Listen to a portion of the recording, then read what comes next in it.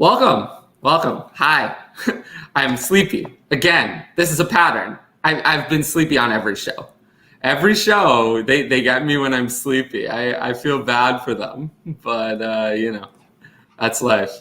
Well, anyway, we're here to do your start sit questions. We will answer them. We will have lots of answers. I have a great guest.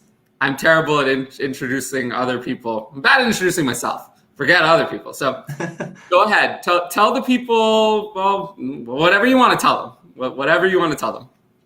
Tyler, you do a great job. There's nothing you're not great at. Don't sell yourself short. First off, thank you for having me. You're one of my favorite follows on Twitter. I always have positive vibes coming from your account, which is great. You're always, lifting others up. Like you said, doing the start sits every week, answering over like hundreds of questions. So you're doing a great job. Keep it up. Thank you for having me on. I don't really have a whole lot to plug. My name is David Gutierrez, as you can see in the lower bar, whatever you call that. Creator of Guru Fantasy World, which is a currently defunct website, which I'm working on building for you guys. Ultimately, the finished product is going to be basically your typical website, rankings, articles, and then the one feature I'm going to try and give everybody is a free encyclopedia, which I'm working on, is basically just defining all the acronyms and terms in the industry as a tool and resource for everybody to use. So that's what I do. An encyclopedia? I kind of like that. I feel like a lot of work. I feel like that will be a lot of work. It's a lot of work I certainly will not do. Yeah. I do a lot of work, but that's a project that I'm not going to do, I'll tell you. I figure it's beneficial for everybody, because a lot of these terms I don't know. That's where it started from. I might have been ADOT or something like years ago. Like, I'm like, what the heck is ADOT? Comes up, average depth of target. Yeah. And so I'm like, I know but for the people watching, if they don't know. Yeah. So it's just kind of like, all right, might as well write these down if I'm going to look them up to find them, kind of give other people a tool to use.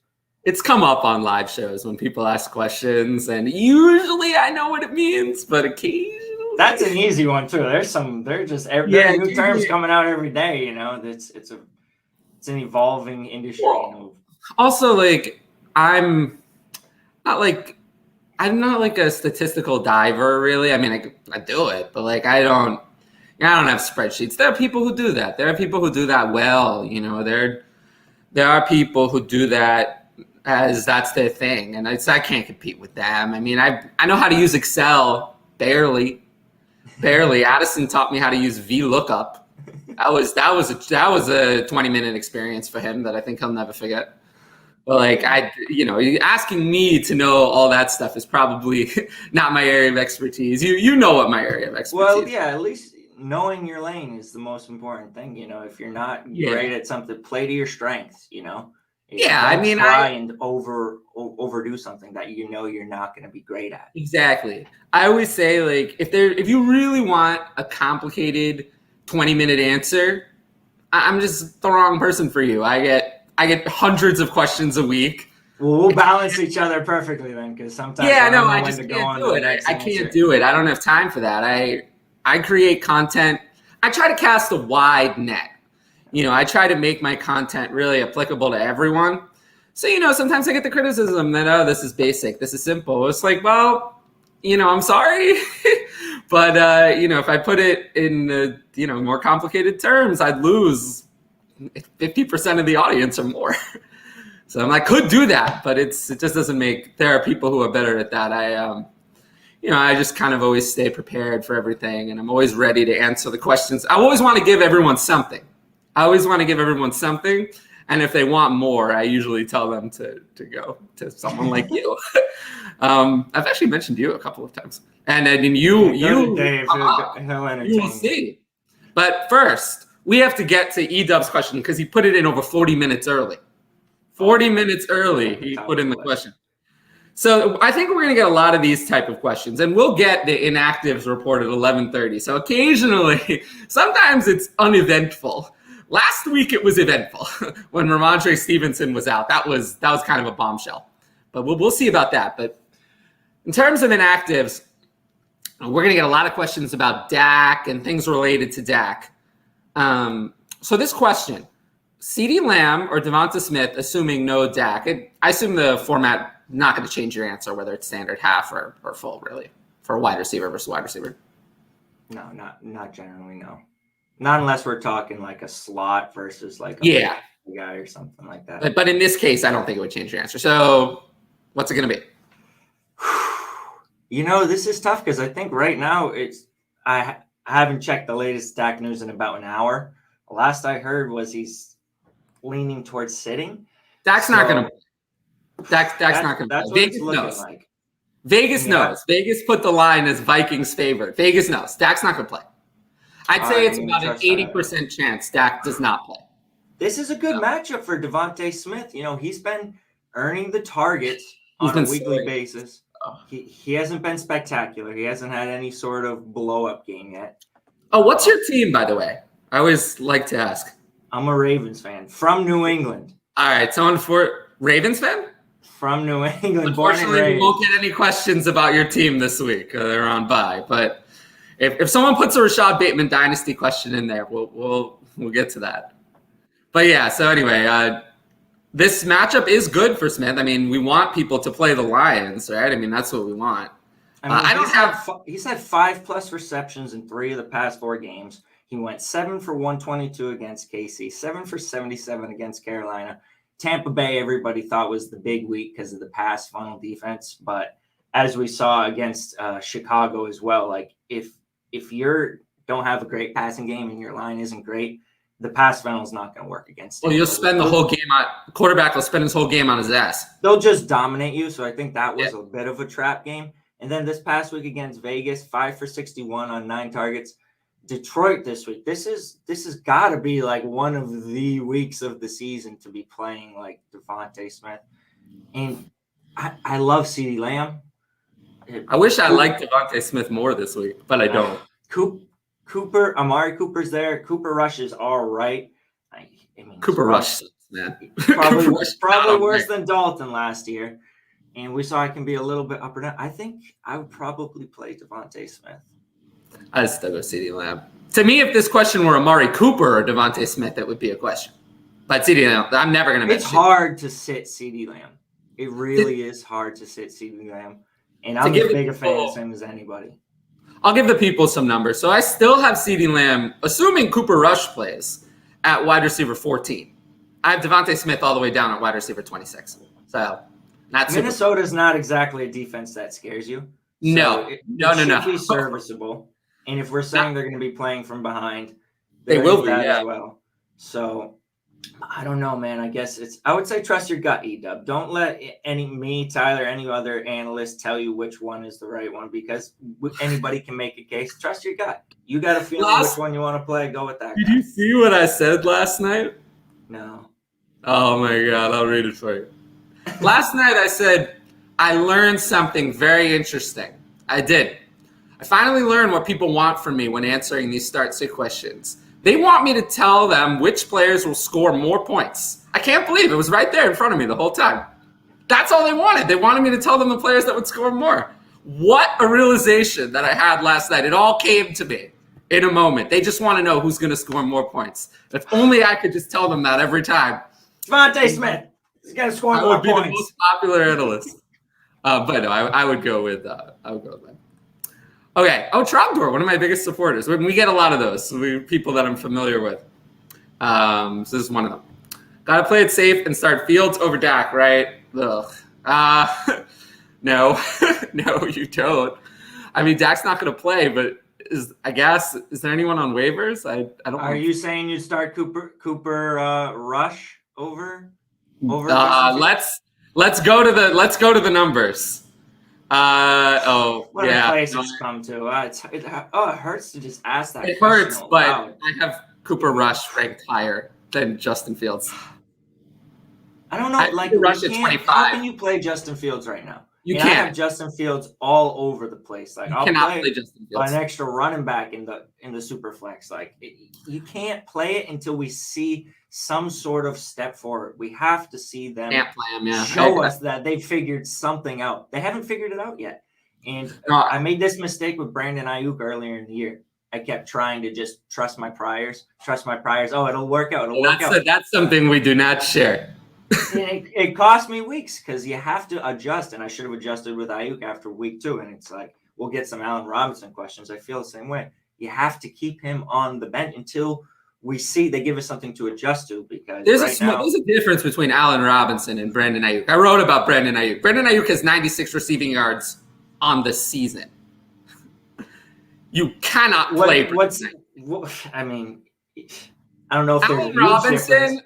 Allen Robinson, you can play if you have to and you have no one else. Brandon Ayuk, you're better off playing literally anyone else. I didn't even rank Brandon Ayuk this week. Brandon Ayuk's out there. He's playing the majority of the snaps now. He's converting on his opportunities. I personally feel just as comfortable playing him. One, because they've been a more functional passing offense, and at least we've seen Debo put up these big games. We haven't seen anybody in Chicago do anything worth a lick in the passing game at any point this season. Whether it's Mooney, whether it's Robinson, whether it's Kmet, whether it's Jimmy Graham. Nobody's done nothing. In San Fran, at least we can say, hey, there's something that maybe we'll flip-flop in a week and we'll get something. I almost feel more comfortable slotting. Thing is, difference between those two players is one of them still looks good. One of them still Ayuk looks good. No, he doesn't. He looks out of shape. Ayuk is out of shape. Were contested targets. 7 of his 8 receptions were contested targets. Ayuk looks like 7 of 10 contested target opportunities. He's converting at a high rate on these plays. Maybe he was in the rain. He looked awful, or everybody looked awful in the rain. He's looked awful. Ayuk's out of shape. I don't know what's wrong with him. Allen Robinson, to me, looks completely fine. There's nothing wrong with offense. That offense. Oh, no. The offense is fine. Is a big problem. But Allen Robinson, to me, doesn't look any different. He looks like Allen Robinson. He was wide open multiple times. It was like Brandon Ayuk. But there are players worse than Ayuk who are outperforming Allen Robinson. Brandon Ayuk looks fat. I don't know about that. He looks out of shape. Oh, he doesn't. Boy. He looks terrible. How can you tell he was wearing long, shaggy sleeves, wasn't he? I don't know. I don't know what's wrong with Brandon Ayuk, but to me, Brandon Ayuk is a Brandon Ayuk problem, whereas Allen Robinson is a offense problem. Allen Robinson, I think if he were traded to the Chiefs tomorrow, he would be just fine. There's nothing wrong with him. There's nothing wrong with him personally. Also, Allen Robinson has over double the receptions a game of Brandon Ayuk, over double the yards per game. So, but we have to count the touchdowns. We have to count what's the total points? Allen Robinson has 51 points. I had to look him up. Brandon Ayuk alphabetical. Brutal. I don't think you know how bad it is. Oh, I have Ayuk. I know it's bad. It's bad. It's really bad. It's bad. They're both awful. I wouldn't start either of them right now. You can't. Okay. Eli Mitchell but for this question, I guess you have to start Fields because Dak's not going to play, but I'd start Cooper Rush over Fields. Okay. Eli Mitchell or Khalil Herbert, PPR flex. Okay. I like this question. So I've gotten a lot of questions like this. I've gotten a lot of questions concerning Darrell Williams was one that came up in a lot of questions. Darrell Williams, Mitchell, Hubbard, Damian Harris, Khalil Herbert, Gainwell. Those guys are in lots of permutations and combinations of those players. So this is just yet another one in that area. So Mitchell for the 49ers, he's playing Chicago, and then, back in the same game, Herbert against the 49ers. So who would you prefer between these two? I feel like it's close. I have them close. So they're pretty much profile almost exactly the same as they're going to be getting the most of their points running the ball from carries. You're hoping to get 100 yards and a touchdown. The difference is Herbert's been a little bit involved as a receiver. I think he had 4 receptions last week off the top of my head. I don't have them pulled up right here. But Damian Williams played, I believe, and he didn't command all the third down snaps. It was first game back. It was his first game Last week, Damian Williams played, but he was on the COVID list until Saturday, so he was not able to participate in that week's practice. So they didn't have any chance to integrate Damian Williams into the game plan at all. I expect that to change this week. I'm not saying I would play Damian Williams. Khalil Herbert is still the starter, but I expect it to be a little bit more of a split than it was. Whereas Mitchell got everything, essentially. I personally think Herbert has separated himself because I do believe he has shown, especially against that Tampa defense. He's done what literally no other running back has done against that Tampa defense. He went over 100 rushing yards. You talk about Damian Williams. I don't think he's been really talented throughout his career, to be honest. No, Damian Williams and he's past the apex of his. Yeah, Damian Williams is a jag. He's a backup running back. Khalil Herbert has showed that he could be potentially a starting running back in this league. Khalil Herbert will be the starter this week. There's no doubt about that. He is the hot hand. I think they'll continue to feed him even in passing situations. So I think I would lean towards Khalil Herbert. I like Eli Mitchell this week too, though, because that Chicago run defense is not. Well, I mean, I just think that when it's close, you look at who do you think is more likely to score, and because touchdown makes all the difference, and I think I'd say Elijah Mitchell, especially with Garoppolo starting. I think the passing game work could kind of offset that touchdown. Yeah, no, Mitchell has no passing game work. I mean, he has if Herbert gets in the end zone as well and has a few receptions, I just think it's a little bit higher. I will say that I'm not sure that the Bears will get in the end zone. I think that's the problem. They're averaging 14 that's the points reason why I'm going to go with Mitchell and away from Herbert is I just feel this could be another disaster. And if it's another disaster, and they get very far behind, and then you get Justin Fields chucking it everywhere. But it was a disaster last week. This team is committed to the run game. They've shown us no matter what they were down, by 20 plus? I know. They still ran the ball. Running the ball. This is what they do. This is what they But Nagy is not there to coach this week. He was not there last week, was he? I believe he was out last week. No, he was there last week, but he's on the COVID list. That's why he's. I thought he missed last week. No, he was there last week, but this week he's not there. No, I really like Mitchell. I think of these two players, I think Mitchell's better. I think Mitchell to me is the one who has the path to being the long-term starter, whereas Khalil Herbert, whatever he is never going to displace a healthy David Montgomery. David Montgomery to me is better. I like David Montgomery a lot. I mean, I think he's good. Very good running back. Khalil Herbert, to me, is more it's going to be a problem, though, when Montgomery comes back. I think it's going to be very interesting. I think workhorse Montgomery is gone. For me, never again. I think we're never going to see that. I think Khalil Herbert has earned a complimentary role. I think it's going to make this backfield a little bit messy. So I do like him. But Elijah Mitchell in Dynasty is the one that I think has the real path to becoming a starter, long-term starter, potentially. That's something interesting. Speaking of Dynasty, you're here, the tight end guru, apparently. Okay, so from Derek, since we have tight end guru on the pod, thoughts on Goddard in Dynasty? Is he mirage, or do you think the breakout will happen? I feel like a little bit Jekyll and Hyde, to be honest, because I have both feelings on Goddard because I believe in Dallas Goedert as a talent. He came into the league highly drafted. He was a round 2 pick. He produced immediately as a rookie, in his sophomore year. And we kind of got a little bit, some people that got excited for him, hoping Zach Ertz was going to leave this year. Yeah. Ertz didn't leave, so that excitement kind of dwindled. It was not a hot start to the season. Ertz is gone this past week. He puts up 3 receptions for 70 yards. And doesn't have that big time usage everybody was hoping for. He ran a lot more routes, which is positive, but still just didn't have that big game. And he's a player caught in a tough situation right now because tough is an understatement. They are one of the worst passing offenses in the league. They have one of the worst passing quarterbacks and the worst head coach in the entire. The play calling has been atrocious.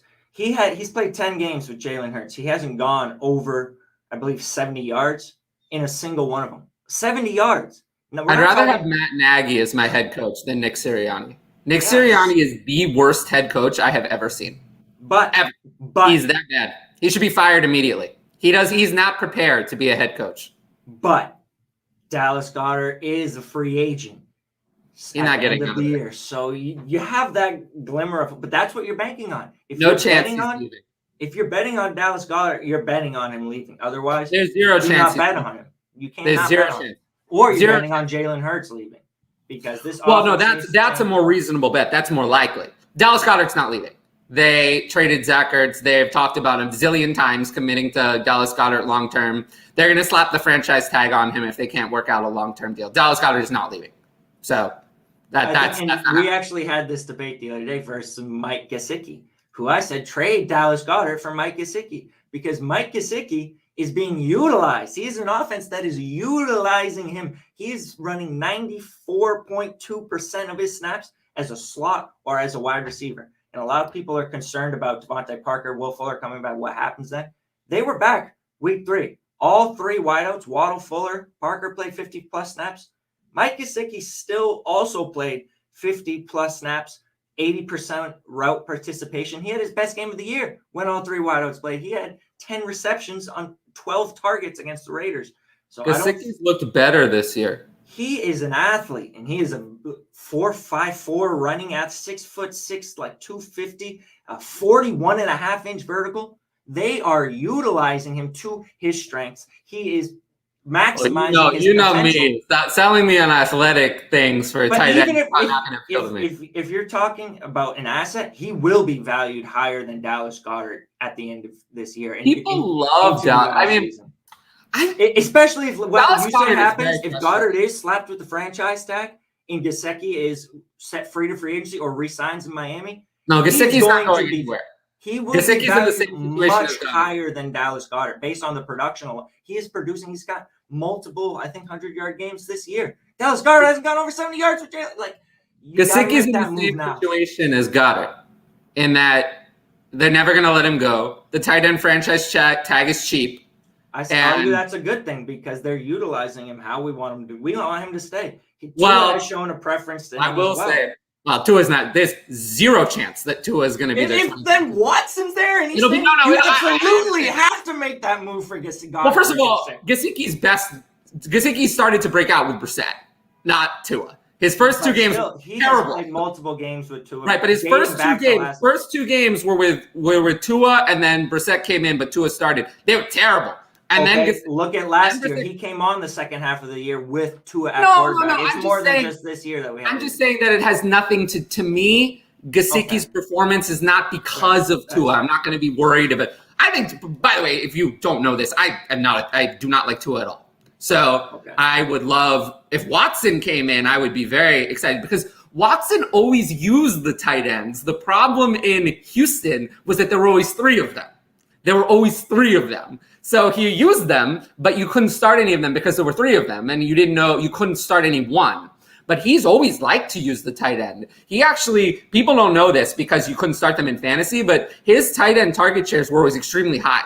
So I would be extremely excited. My one issue is that I think Brian Flores is on the chopping block.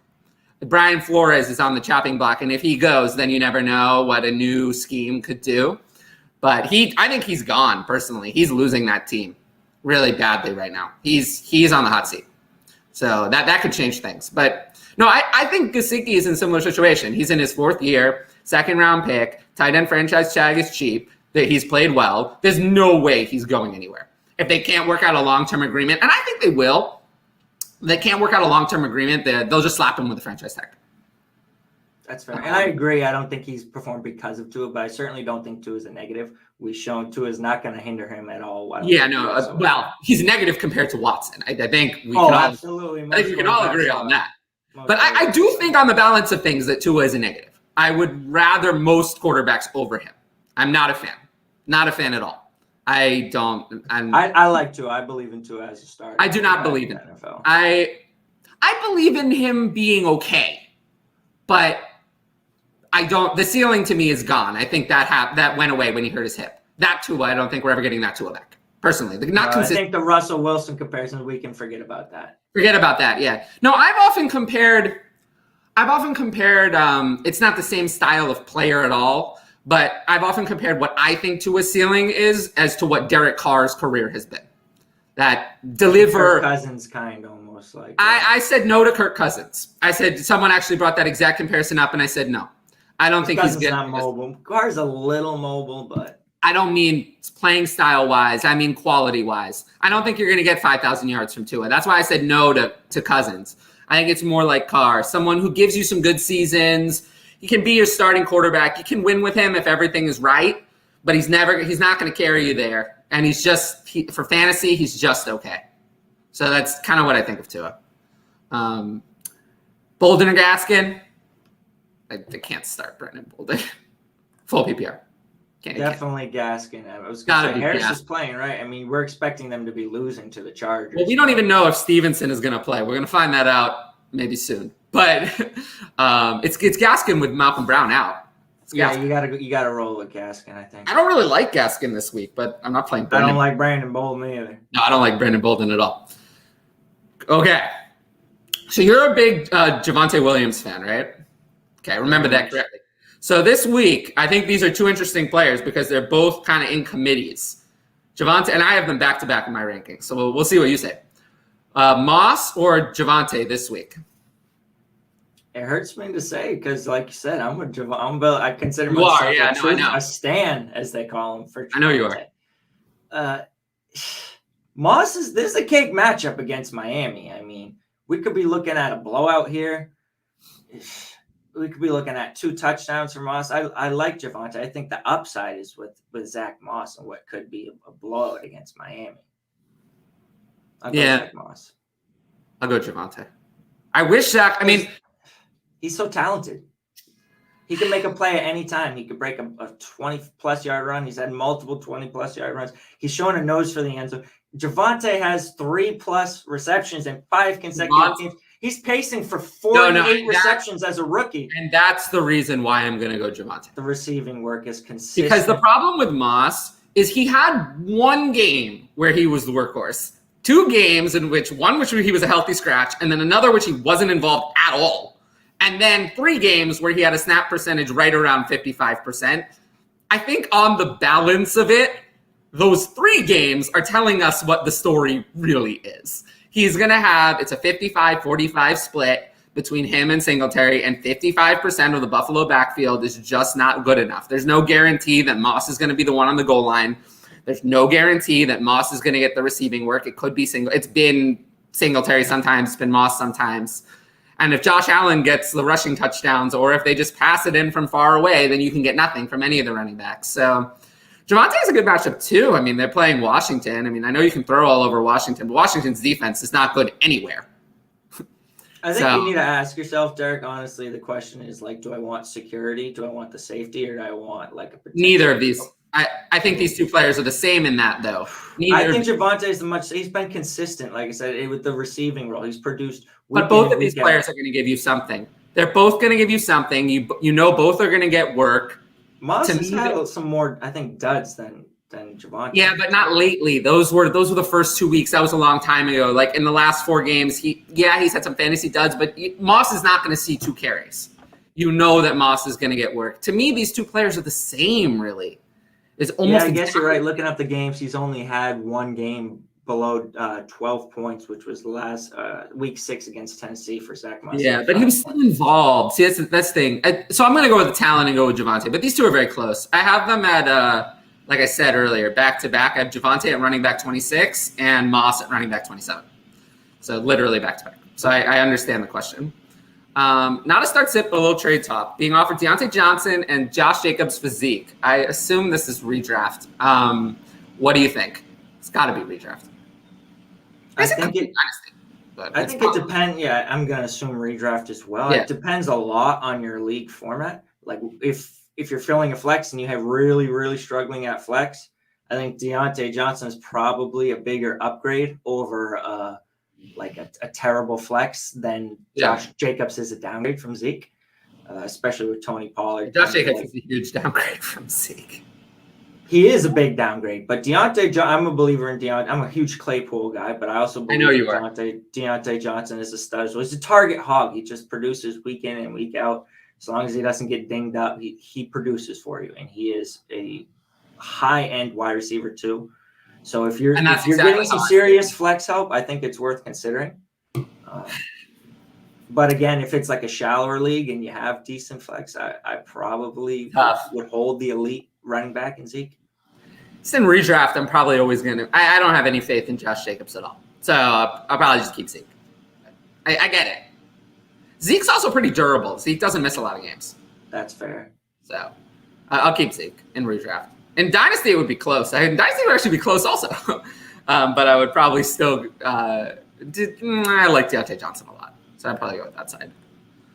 Okay, so for Trogdor's question with Fields and Dak, so this is a good question. Oh, no free agency. No free agency at all. So nothing. No Cooper Rush. You're not Cooper Rush isn't coming to save the day. No, this is a good question. This is a good question. What would you do? You're not going to know. Do you take the whatever chance you think it is that Dak plays and risk a 0? Or this is just insulting to Justin Fields. Don't make me answer this question. What percentage chance do you think it would need to be that Dak plays in order to play him over Justin Fields? 25%? I don't think it's that high. Vegas is just saying no. Give me 20% and I'll probably roll it. Oh, man. Dude. I have way too much Justin Fields. It's making me rub my forehead. Okay. Sorry, we have to interrupt you. We have a big problem. There's breaking news. Calvin Ridley is out due to a personal matter. Isn't this the second one? Wasn't there a personal matter in London game? This is going to be a problem. This is a problem now. This is a problem. I don't know. There's some problem. The alarm. No, I'm sounding a major alarm. Why is there another personal matter? I'm worried now. Now I'm very worried. Why is he out? What is going on here? There's something that we don't know. So I talk about this sometimes where there are players where there's obviously something very wrong with them that we don't know. I have listed Ronald Jones on that list. There's something wrong with Ronald Jones that is not public, that we do not know. But in this case, we know that there's something wrong because he's listed as missing.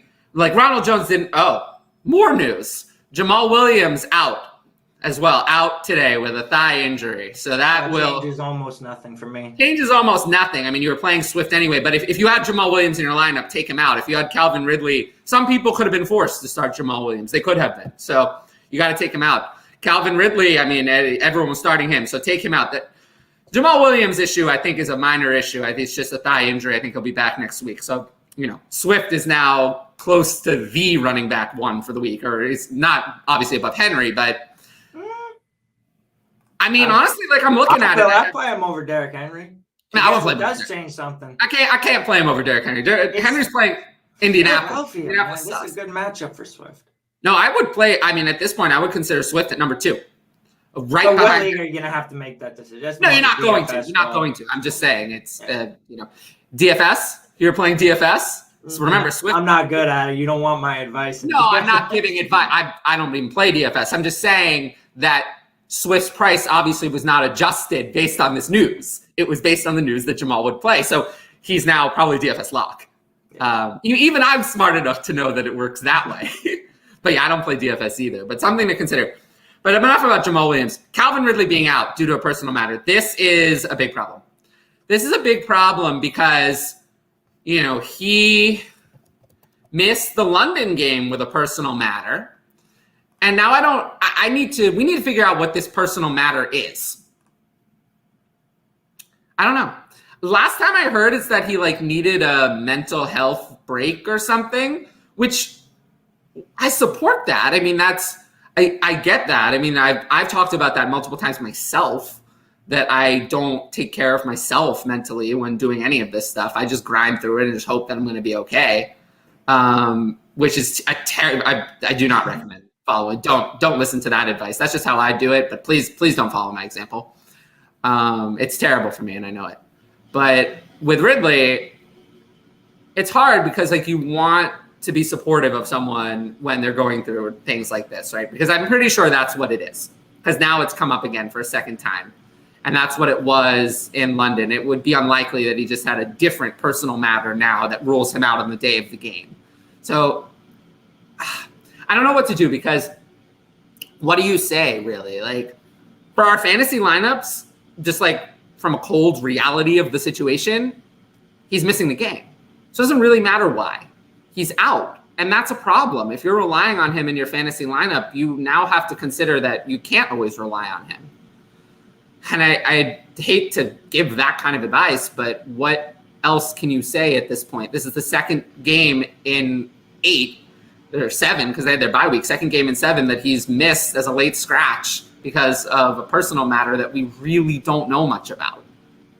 And I think you absolutely like hit the nail on the head. Like, you have to feel for him, but you also have to separate like fantasy from it's reality. A game, unfortunately. And you have to look at the implications. Like, what do you do with him in fantasy? And I think absolutely it's gonna tank his trade value a bit. But the trade market can be a little slow to react sometimes. So I think you have to be putting out feelers after this week and just see if what you can get. If someone's still willing to pay up for him, as like valuing him as a high end wide receiver 1, they probably won't, but I think you need to be exploring that because it could continue to. There's 2 different trade markets, right? There's the dynasty trade market and the redraft trade market. In redraft, what can you do? No one's going to want him now, so you probably just have to. In redraft, you probably just hang on to him and hope. Would you make a move to a guy like Michael Thomas? No. Speaking of players where there's you're big time anti-Thomas. No. Speaking of players where there's obviously a big problem, something very wrong with them that we don't know about, Michael Thomas is top of that list. So absolutely not. So I don't want apples to apples, not apples to oranges, huh? No. Michael Thomas, we're doubling the problem. Michael Thomas could never come back. There's no guarantee that he comes back this year. I want people to know that is not guaranteed. Do not assume that Michael Thomas is coming back. So he could come back next year. Who knows? It could be on a different team. So absolutely not. I don't want any part of Michael Thomas. In redraft, I just don't think you're going to be able to trade Calvin Ridley, because if you're going to trade him for a wide receiver 3, why bother? You can find those anywhere. It would have to be a position versus position. But nobody's going to do that. Nobody's going to do that anymore, because in redraft, the time is so short. People are like, there's only there's only 8 weeks left. People could be like 8-9 weeks. People could be like, who knows what the issue is? I'm not dealing with this. In Dynasty, though, that's more relevant, I think, because you could actually trade him. I would get out. I would get out now, because I don't want to deal with this. And I know that sounds really, really cold, but it's a game. And, similar to, Deshaun Watson before this, when in March, I was just like, get out. I don't want to deal with 8 more months of this. And here we are 8 months later, and he's still on his different situation, but I don't want to deal with that. And there's been other situations where I'm just like, I just can't. This takes up time, like when managing dynasty teams. So if he's going to be in and out of the lineup for reasons that we can't predict, then I don't want that on my team. So unfortunately, that means that I am now out on Calvin Ridley in Dynasty. He's going to drop about 10 overall spots for me just today. I'm no longer interested. So he would go from my Dynasty teams personally. Yeah, I agree. He has to. I mean, who would you rather have at this point in Dynasty? I mean, here's some players. Would you rather have Stephon Diggs or Calvin Ridley? Oh, I mean, Diggs without a question. Right? I think that was the case before the season. That was before, yeah. So what about about like a guy like Claypool, like straight up? Claypool's a little too low for me. See, I'm also an ageist, so So am I. Oh, I'm a bigger ageist than you. Ooh, I always say that I'm the biggest. And what's holding you back from the Claypool, from flipping Calvin Ridley? Not all about age. I like Claypool almost as much as you do, but he hasn't. I mean, I have Claypool ranked pretty high, but I said I was going to drop Ridley 10 overall spots, and Claypool's before the drop is 18 spots behind Ridley. Ooh. Overall. I've got Claypool in my top 15 receivers for yeah, no, see, I do not. I have Claypool I have him high, but I have him at wide receiver 20. Wide receiver 20. You've got Calvin Ridley a lot higher than I do then. I had Ridley before this at or no, do I have Claypool? Yeah, I had Ridley before this at wide receiver 13. Yeah. So not that much. That would be like a 2 spot. I think, yeah, gap in my rank. But yeah, no, I mean, Ridley. DeAndre Hopkins is in there, who's hard to value, but I look because his value is weird. There's no really way to rank him right. But, if you look at the other players I had below Ridley, Deebo Samuel at this point, I think I'd rather have Deebo Samuel. I'm just tired of this, whatever's going on with Ridley. I don't want that. And then next for me comes Devonta Smith, who I really like. I like Devonta Smith long term. I love the talent. Then after that comes Jalen Waddle. And I'm kind of like, would I just rather these younger guys instead of Ridley's already 26, turns 27 in December. It's not like he's a spring chicken in Dynasty. So this is going to be an issue. And then I come to Jerry Jeudy, who I really like. So I don't know. And he's a spring chicken too. I love Deontay Johnson. So I'm starting to think I'm probably going to have Ridley between Deontay Johnson and Chase Claypool, actually. So right in there. Part of the reason why I don't have Claypool as high is because I've seen once again this season that Deontay Johnson is a man. And I went back to Deontay Johnson in Dynasty anyway, even though he's a bit older. And he doesn't have I think a lot of these players we listed, though, like there's still a market where you can get a plus on top for. I 100% agree, and I would do the deal now.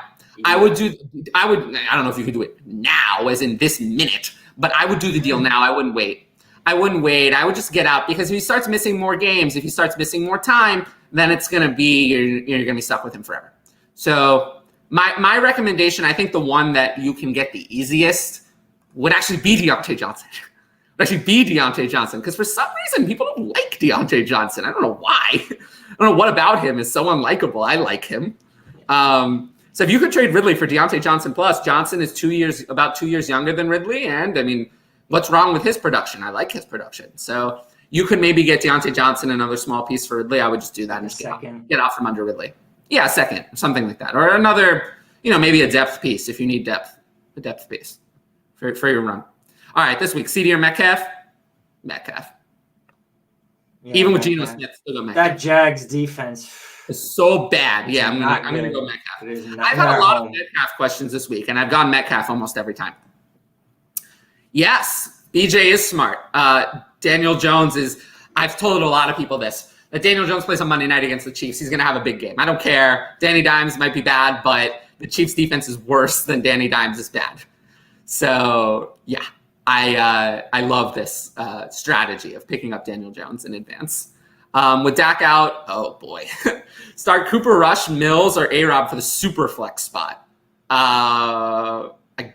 It's a pretty easy answer for me. Actually, yeah, it's easy. Cooper Rush. I mean, we look at Dalton last year. He was not good. He still had some decent performance. A-Rob, we talked about earlier. You cannot. No, A-Rob, we can't start A-Rob over Mills against the Rams defense. No. Mills, I think, is a recipe for like 4 points. So I don't want any part of it. So, negative for all we know.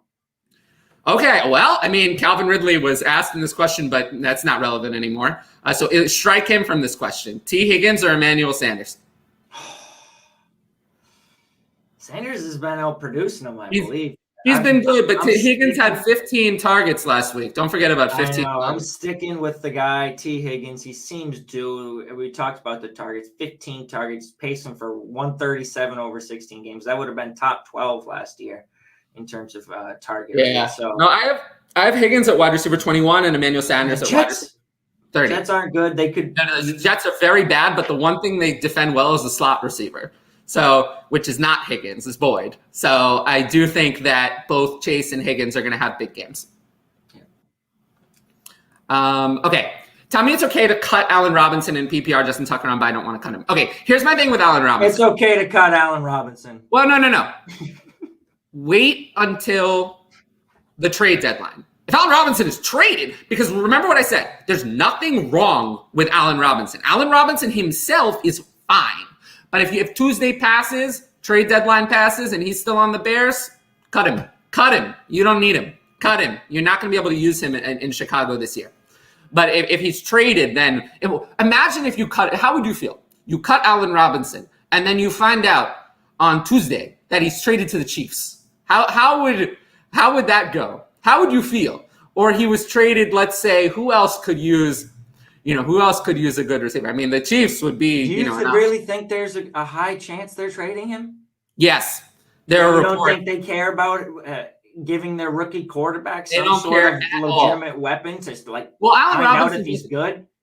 I agree. I would agree with you if Allen Robinson was not adamant that he does not want to be there. He does not want to be there. So if you have a veteran, think about how much of a problem this could be. You have a veteran who always wants the ball, who doesn't want to be there with a rookie quarterback. Think about that combination of factors. Who's not going to re-sign with you after the season? We've had veterans held hostage before who didn't want to be there. Who Right. But unlike those other situations, Robinson was just franchise tagged, so they can't franchise tag him again except at a ridiculous cost. And he's a free agent at the end of the season. So okay, he's not counterpoint though. Who is the getting traded to? They're not trading him to Green Bay Interdivision. You said No, Kansas I think City. it would be Why haven't they made the move yet? Kansas City has needed a wide receiver too. Because Josh Gordon, it hasn't worked. What are they waiting? Because I think they've been holding out hope that somehow they're going to contend. But if they lose again and go to 3-5, remember these teams are delusional. They're not like us. They don't see it clearly from the inside. If they go to 3-5 this week with another loss, I think maybe they'll take some calls. Why not take calls? I mean, the Colts. What about the Colts? The Colts could be interested. Look, I mean, Michael Pittman is good, but they lost Paris Campbell for the season. Zach Pascal is a jag, and T.Y. Hilton is always injured. They couldn't use another weapon there. I mean, I think he's coming back from injury this week. Like, why not now? No, Hilton is finished. He's dust. Yeah, but exactly. That's why I think they could use Allen Robinson to upgrade. They could have used him weeks ago at the start of the season. But I'm just saying that I think the Bears, if they lose, would finally be open to actually trading Allen Robinson.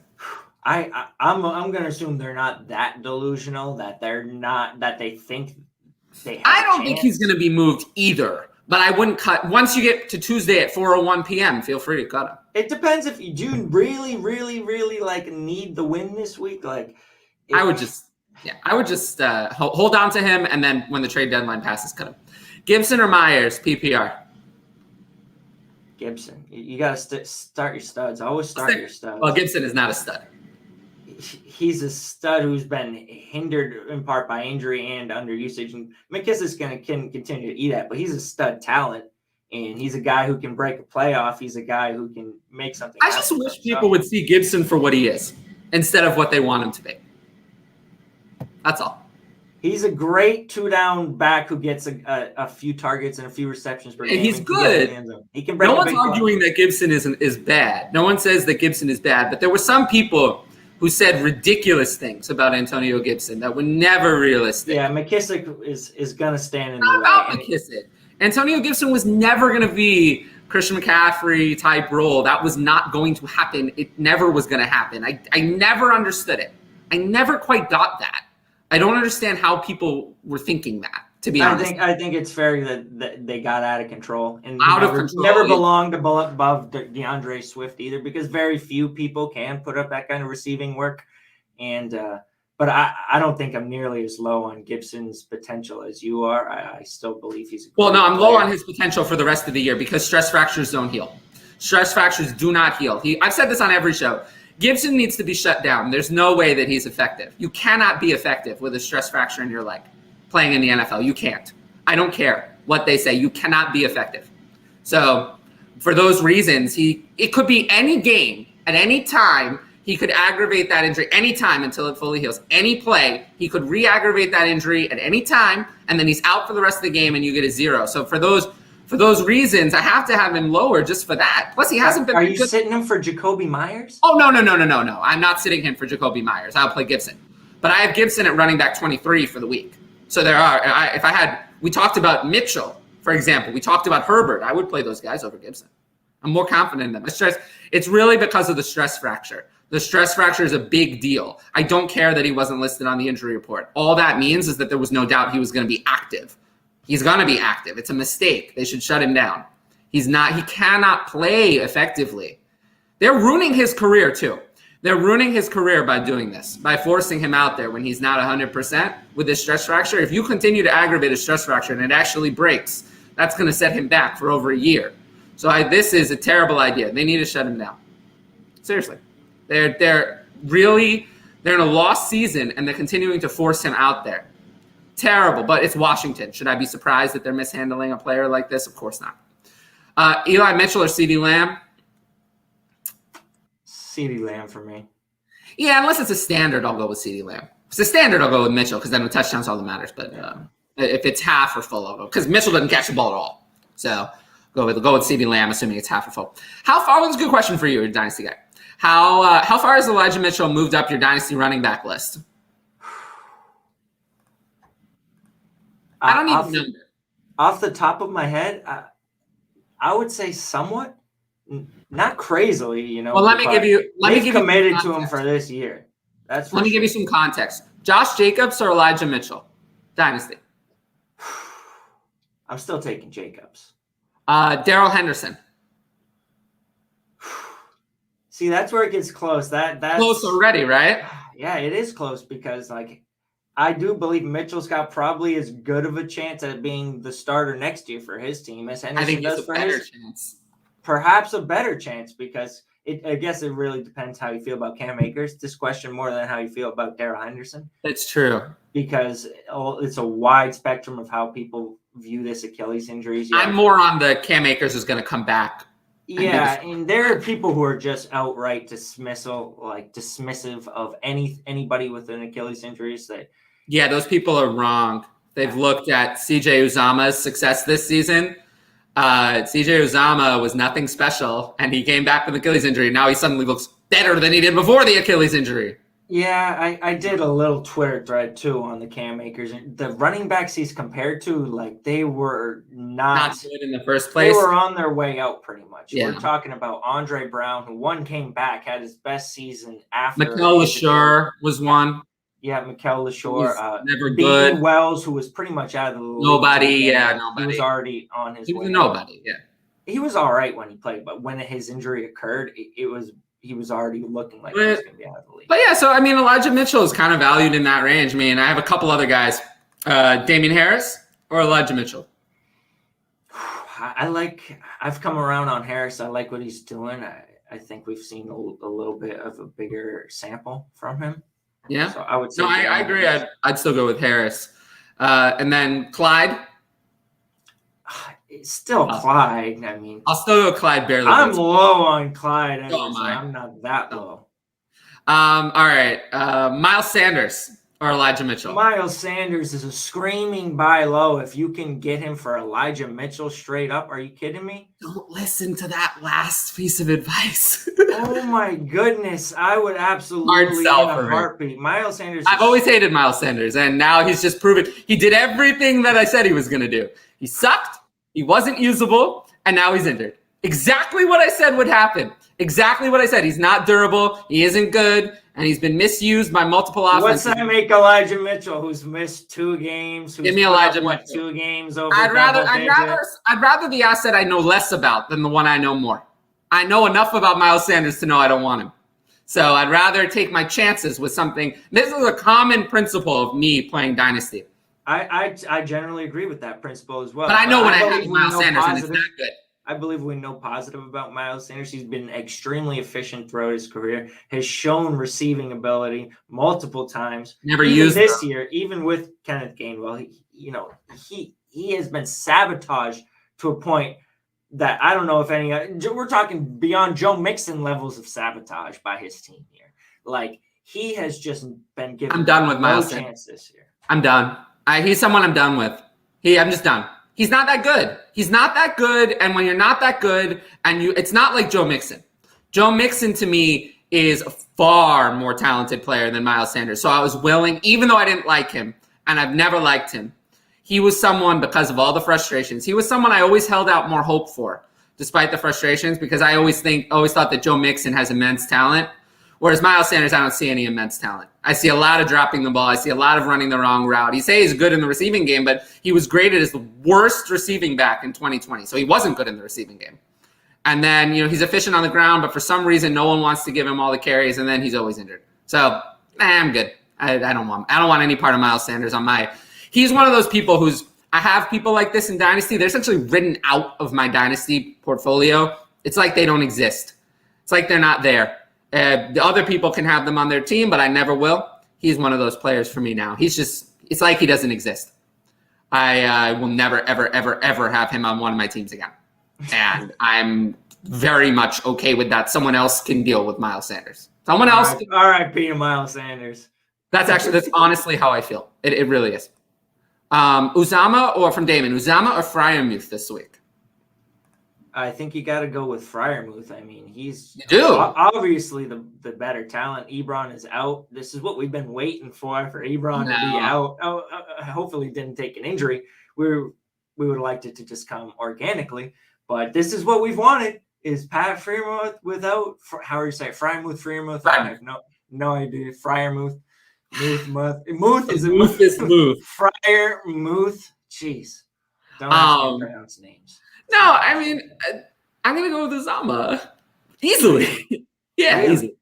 Yes. People are thinking that Pat Freiermuth is going to – I just don't get it. I love Pat Freiermuth long-term. I love Pat Freiermuth in Dynasty. But rookie tight ends, I mean, Kyle Pitts is a unicorn. Most people aren't Kyle Pitts, and Freiermuth is nowhere near it. So CJ Uzama is just barely relevant because he scored 5 touchdowns. I know, but one game with more than 3 targets. But every other game, applied point total there or below. Pat Freiermuth last week had 7 targets. He's I don't a 4 care. target game, that's a 5 target game. He had 7 receptions for 58 yards last week. He is guaranteed to score you points this week. I'll go with Uzama. CJ Uzama, especially if they could be playing from ahead. CJ Uzama. Yeah, but how are they going to get ahead? He's had a 2-point game, a 0-point game, a 5-point game, a 3-point game. I know what you're saying, but I don't want to. I'm not looking to force Steelers weapons in this week against Cleveland.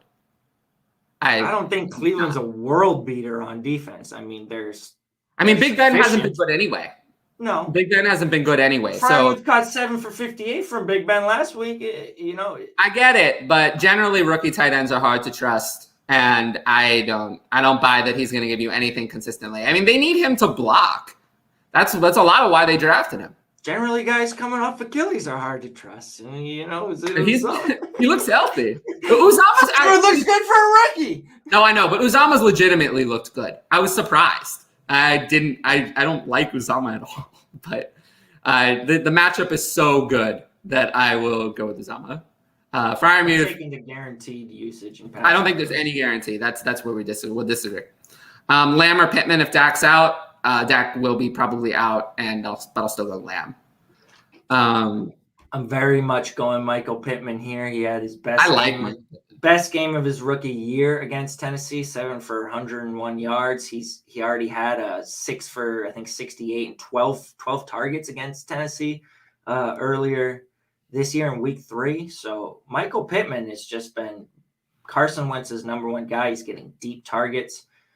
It's too much of a question mark with Cooper Rush, where I kind of have like more of Pittman's been producing week in and week out minus like the first game and one other game. So I'm going to roll with him. I always trust Lamb. So I'll go Lamb, but I love CD. I have Pittman pretty high. I have Pittman wide receiver 19 for this week. So he's a start in almost every scenario. Roll the dice or Elijah Moore on Judy in the first week back, PPR. It's not Elijah Moore. So it's not Elijah Moore, especially maybe if Zach Wilson was playing with Mike White. Elijah Moore's done absolutely nothing all season. So no. Do not start Elijah Moore. No, not Elijah Moore. Which 2 these are all very close. Higgins, Cooper, or Sutton? Which 2? Which 2? I think Higgins, we're both probably in agreement there. Yeah, Higgins. Yeah, that would be my number 1. Then it comes down to Sutton or Cooper. Judy's back, but I think I'm still probably going with like the more stable quarterback play here. Sutton's been good. Amari Cooper was good week 1. I know. How can you trust him to pop off with Cooper Rush if he hasn't been really doing with Dak other than week 1? So I'll probably start Higgins and Sutton for me, I think. I'll still go with Amari Cooper, but I'm worried. It's Judy coming back that worries me more for Sutton now. Sutton did nothing in the one game, nothing at all in the one game. That was also his first game back in over a year. I'm aware of that, but I think that's what they wanted. I think they wanted Jerry Judy to be their dominant target, and I think they always have. And that's a fair opinion to have. I think it's very ambiguous, that situation right now. Who's going to? I mean, it's very clear. I don't know about very high on Jerry Judy. I think they're 2 different types of receivers. So I think they could end up coexisting to the point. I mean, you know that I'm very high on Jerry Judy, not high on Cortland Sutton or Noah Fant. So you know how I've I didn't know about Sutton, but I knew about Fant. Yeah. Now I know about Sutton too. Not that high. What is it you hold against Cortland Sutton? Just that I don't think he's that great. I think he's just okay. He's good, but like I'm not. I don't. What do you like about Judy? Well, I think he's going to give you a lot more reception volume. I think he's with Bridgewater is going to be open. Cortland Sutton, there's a lot of contested catches, and with guys like that, you have to be really good to make it. And I just don't think that Cortland Sutton is Mike Evans or is ever going to be, personally. So you kind of have to be that. You have to be on that level. Like a Kenny Golladay, you think? Yeah, but you have to be on that level. When Kenny Golladay was good, I just don't think that Cortland Sutton's quite ever going to get there, and it's certainly not after the injury. He wasn't there before. We didn't even answer this. Marvin Jones, Gainwell, or Herbert, PPR flex? PPR, it's got to be Gainwell for me. Really? I take Marvin Jones, actually. Oddly enough. I like Marvin. PPR goes receiver. Yeah, but Kenneth Gainwell is a receiver / If he didn't have Jalen Hurts as his quarterback, I'd agree with you. But running quarterbacks just don't check down. He had 4 receptions last week in a touchdown. He's multiple games with 4+ Marvin receptions. Jones has been very, very consistent. He has been consistent. I think, especially with Chark out. Yes, but I think Kenneth Gainwell could equal him in just receiving alone this week. It's possible. That's within the range of outcomes. Then you add rushing yards. The ceiling is much higher with a guy who could actually see 20 touches. I don't know. I feel like Marvin Jones could give you if I told you Marvin Jones gave you 8 for 90 and 2, it's very possible. It is possible. I feel like the ceiling's actually higher with Marvin Jones. So I think we're in agreement. It's not Khalil Herbert. It's actually have Khalil Herbert ranked higher than Kenneth Gainwell. So to me, it's just Marvin Jones. I'm easily in a PPR. I'm going to go with the receiver who I think is going to get the volume. All right, we need to do rapid fire. Well, this one was answered for us. It's not Ridley because he's not active. That was easy. Okay. From Brian. Oh, there's a lot of players. Sutton, Cooper, Adam Thielen, Darrell Williams, Higgins, Elijah Mitchell, pick 2. Well, those receivers are all very close to me, but I would prefer Thielen of the receivers and Darrell Williams between him and Mitchell. So it's really just a question of do I want?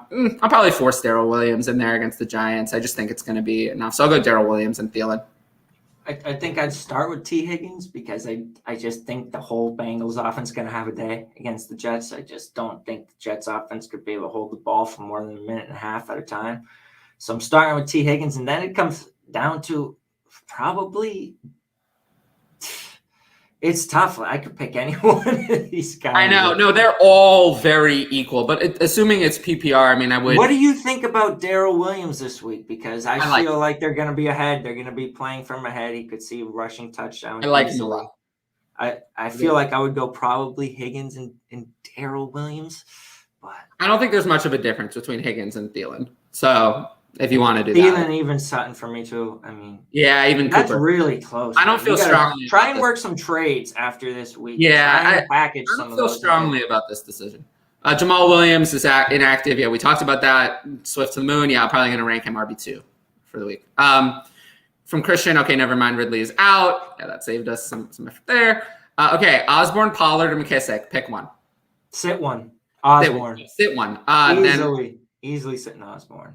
PPR, it's tough with the receiver. When was the last time Osborne did something? Last time he played. Really? He actually had a big game, yeah. I guess I just don't really have much KJ Osborne. I think I have him in like a couple deep dynasty leagues. With Dak out, I don't want to invest in ancillary pieces of Dallas, so I'll sit Pollard. If we would be closer if Dak were playing. I'm saying Osborne. Yeah, he caught that overtime touchdown in the last time he played. Oh, yeah, you're right. I do remember that. So from Derek, Gibson, Visca, pick 2 of these. Gibson, Visca, Gainwell, or Khalil Herbert. Oh, a lot of the same players. I will go with Gainwell and Herbert. I'm starting with Gainwell again as well. Yeah, Gainwell and Herbert. Visca, I like the matchup, but I don't trust the usage. Like it's probably me again. A Marvin Jones. He's been the preferred target seems like since day one this year. So it's probably coming down to Herbert or Gibson.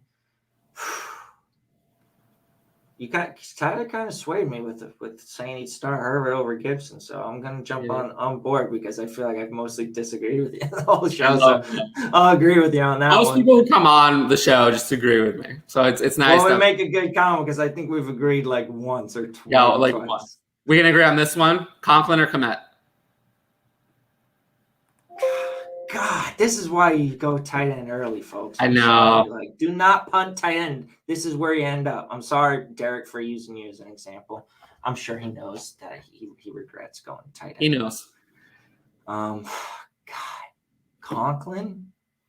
I'll go Conklin, but I don't feel strongly about it. Oh boy, Mike Davis, Allen Robinson, or David Johnson.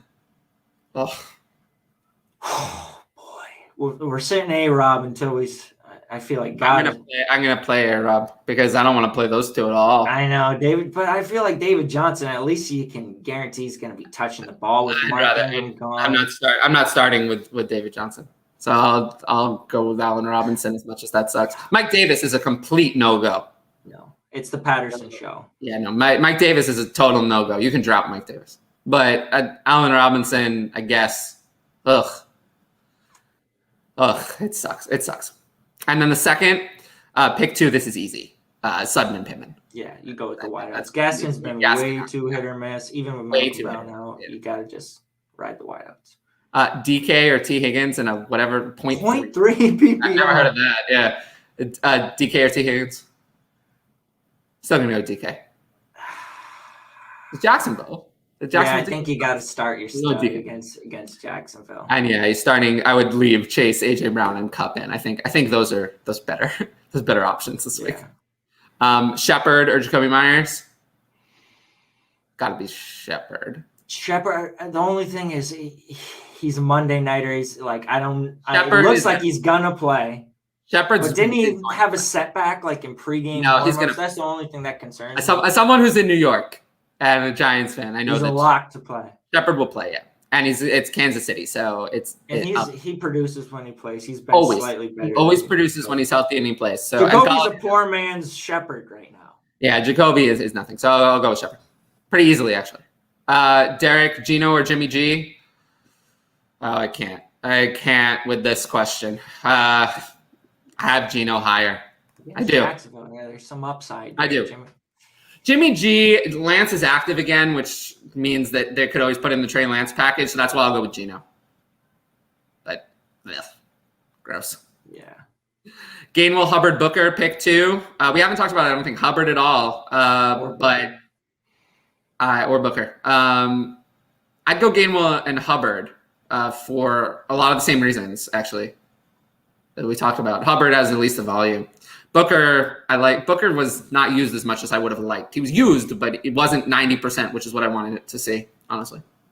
So. Yeah, Atlanta's not a great defense. I'm probably going Gainwell and Hubbard here. I also think the Giants are going to try to pass the ball. They're going to be playing from behind. They're going to be passing. You don't think that benefits Booker in a PPR, getting some checkdowns? No, not if Shepard Ingram is going to play. Shepard is back, and Slayton is 100% healthy, and he's going to play too. So no, I don't think so. Half PPR from RKO, pick 1, Gordon, Pollard, or Higgins. Oh, it's Higgins. Yeah, definitely, especially with Dak out. It's definitely Higgins. It would be between. I have Gordon higher than Pollard, but it's easily Higgins. With Dak playing? No, I'd still rather have Gordon.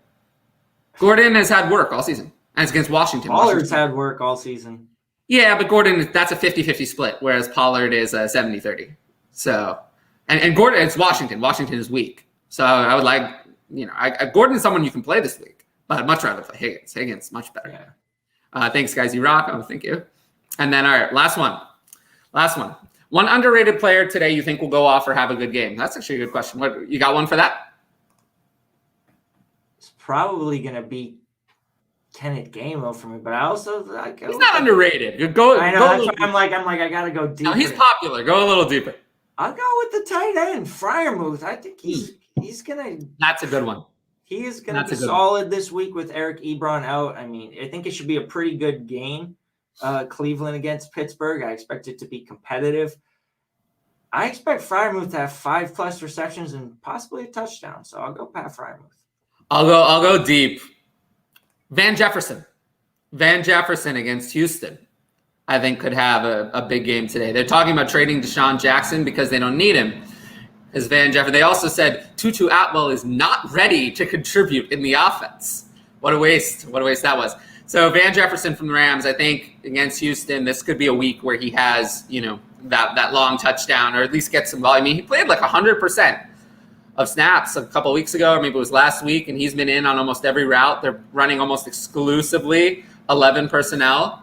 Van Jefferson is a play I like this week as a deeper option. I'm not saying you have to start him, but as someone deeper, someone who could give you that boom game that you're not expecting. And, potentially he's someone on the Dynasty radar. Kupp and Woods are expensive. So I'm probably not going to be able to keep Kupp and Woods long-term. And given how it's been going, Woods is probably going to be the one showing the door. So Van Jefferson could move up. I mean, he was a second-round pick. It's not like they expected, when you use a second-round pick on someone, you expect them to contribute. So, yeah, Van Jefferson, for a lot of reasons, is someone that this could be a week where we want to watch him.